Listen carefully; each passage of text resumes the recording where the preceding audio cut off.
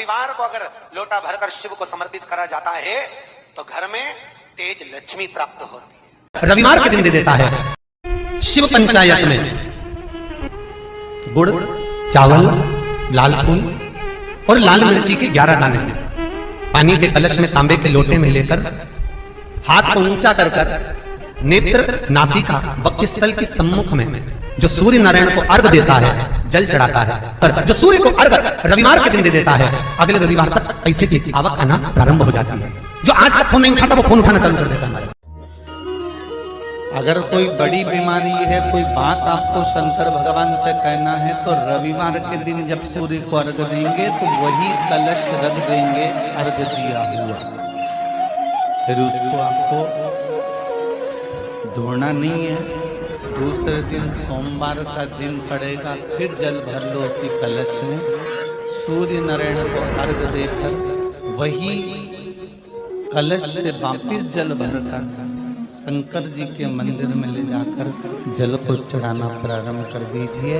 आपको स्वयं बड़ी रोग, बड़ी बीमारी में भी आराम लगना प्रारंभ हो जाएगा। आप कहो रविवार को अगर लोटा भरकर शिव को समर्पित करा जाता है तो घर में तेज लक्ष्मी प्राप्त होती है। सोमवार के दिन भगवान शंकर को अगर जल चढ़ाया जाता है तो हमारे घर में शीतलता का अनुभव होता है। मंगलवार को अगर शिव जी के मंदिर में, शंकर के मंदिर में जाकर 1 लोटा पानी चढ़ाया जाता है तो हमारे कार्य में उन्नति होती है। बुधवार के दिन अगर शंकर पर 1 लोटा पानी चढ़ाया जाता है तो जिन लड़कियों का विवाह नहीं हो रहा, जिन बच्चों का विवाह नहीं हो रहा, उन बच्चों के भी विवाह हो जाते हैं हमारा। गुरुवार के दिन अगर शिव जी के मंदिर में पानी चढ़ाया जाए, जल चढ़ाया जाए तो घर में विद्वत्ता का अनुभव होता है हमारा, बच्चे पढ़ने में प्रखर होते हैं महाराज।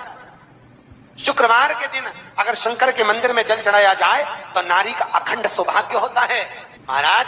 शनिवार के दिन अगर शिव की आराधना करी जाए, शनिवार के दिन अगर शंकर को जल चढ़ाया जाए तो जिंदगी में व्यक्ति की।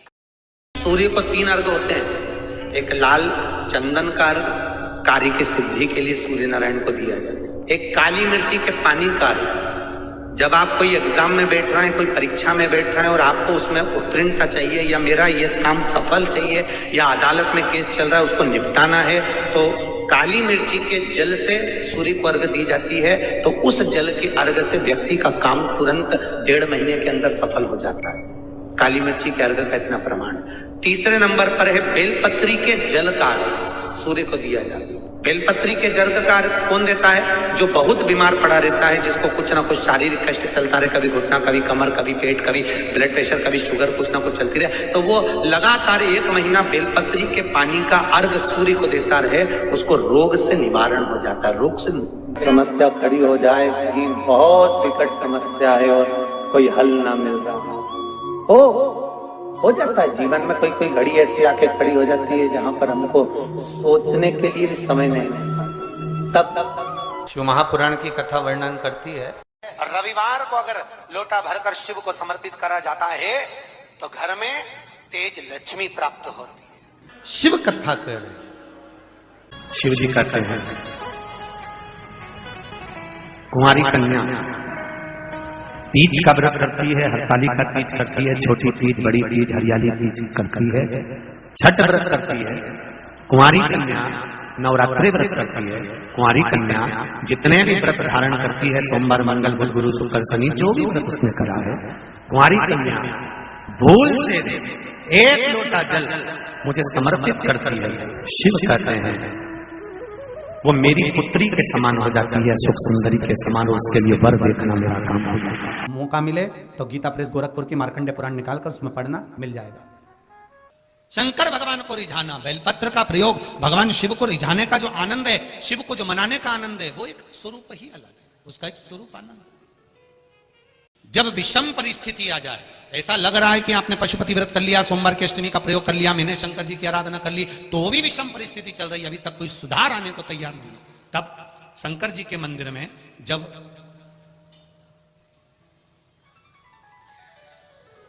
बेलपत्र चढ़ाने के लिए आप जाएं, तब प्रयास करिएगा कि बेलपत्र को, अशोक सुंदरी का स्थान सबको मालूम है ना? बोलो, जम के बोलो जरा, मालूम है सबको? अशोक सुंदरी वाली जगह पर बेलपत्री को, डंडी वाली जो जगह है जहां से पानी बहकर जाता है, उधर रखना है। उसी बेलपत्री को वापस उठाना है, शिव जी के शिवलिंग पर जब बेलपत्री रखो तो डंडी का भाग, आप यहां बैठे हो तो डंडी का भाग पीछे की ओर होना चाहिए। शिवलिंग जैसे ये है तो डंडी का भाग पीछे की ओर, उसको रखकर 7 लोटा जल भगवान शंकर पर समर्पित कर दीजिए। अपने भाव को रखते हो। अगर विषम परिस्थिति चल रही है, आपने पशुपति व्रत कर लिया, सोमवार की अष्टमी का कर लिया, उसके बाद भी कार्य नहीं हो रहा, अटक रहा है, किसी कारणवश कोई फाइल मोटी है, थोड़ा समय लग रहा है, तो 7 लोटा जल का प्रयोग करें। धीरे धीरे 7 लोटा जल शिव जी को बाल्टी में भरकर ले जाएं।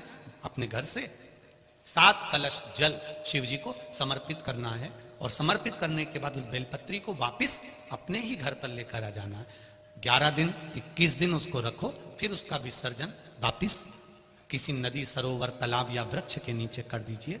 बाबा हाथ पकड़कर बाहर निकाल ही देगा। परिस्थिति अगर बहुत विचित्र, विषमता, बहुत विषम परिस्थिति में उस जगह पर इसका प्रयोग कर सकते। सूर्य नारायण भगवान को बिना रुके चलने की आज्ञा है, बस चलते रहना है। उनके अश्वों के साथ में सूर्य नारायण भगवान को अपनी यात्रा पूर्ण करना है। चलते रहो, रुकना नहीं है। और सूर्य नारायण भगवान चलते रहते चलते रहते चलते रहते में लगे रहे। जिस समय तक चलता रहा वो खरमास कहला गया। फिर वापिस घोड़े आ गए, गधों को निकाल दिया गया और रथ फिर आगे बढ़ गया। महाराज क्यों कहलाता इसे?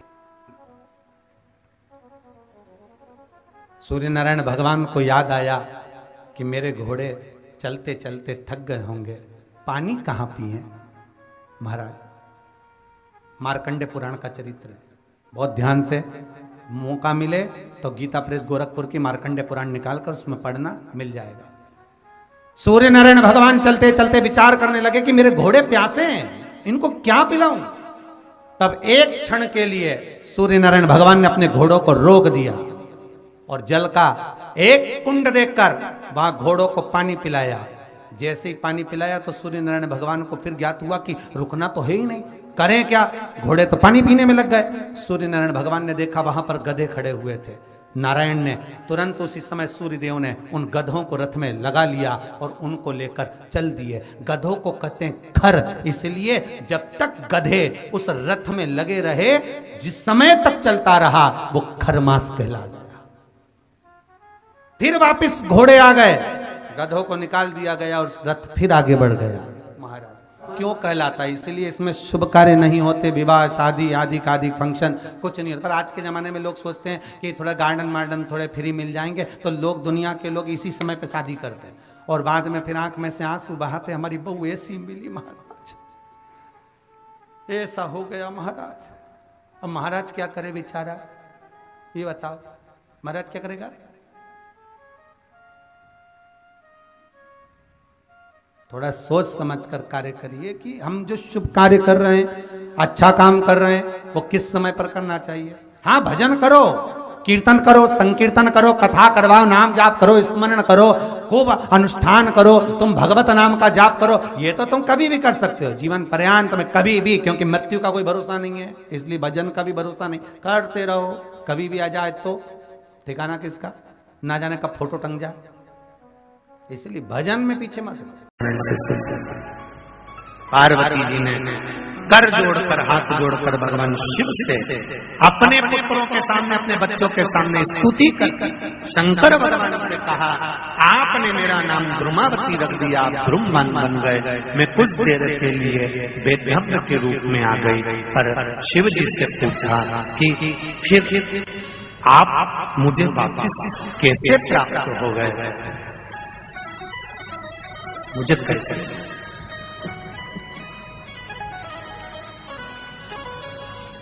शिव जी कहते हैं,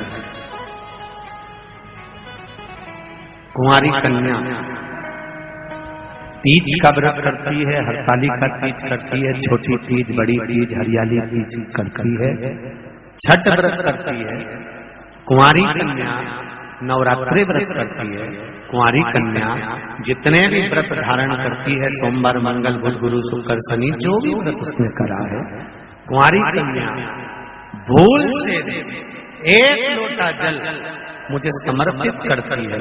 शिव कहते हैं वो मेरी पुत्री के समान हो जाती है, सुख सुंदरी के समान, और उसके लिए वर देखना मेरा काम हो जाता है।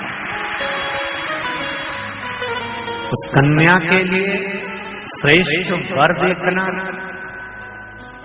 मैं बेटियों से एक बात जरूर कहूंगा, शादी होने के बाद अब शंकर जी को जल चढ़ाओगी वो अलग बात है, पर कुंवारी रहते हुए अगर आपने शिव जी पर जल चढ़ाना प्रारंभ कर दिया तो ये निश्चित है, ये निश्चितता है कि आपके लिए वर आपके माता पिता जरूर देखेंगे, पर पक्का शंकर भगवान ही करेंगे कि कहाँ है। श्री शिवाय नमस्तुभ्यम, सब बोलिए एक बार जमकर, श्री शिवाय नमस्तुभ्यम। प्रैक्टिकल जरूर करना, कहीं सियोर वाला महाराज झूठ तो नहीं बोल रहा। शास्त्रों की बातें हमारे जीवन में हमें सुख प्रदान करें, इसलिए इस भाव का आनंद करते हुए आज की कथा को विराम देते हैं।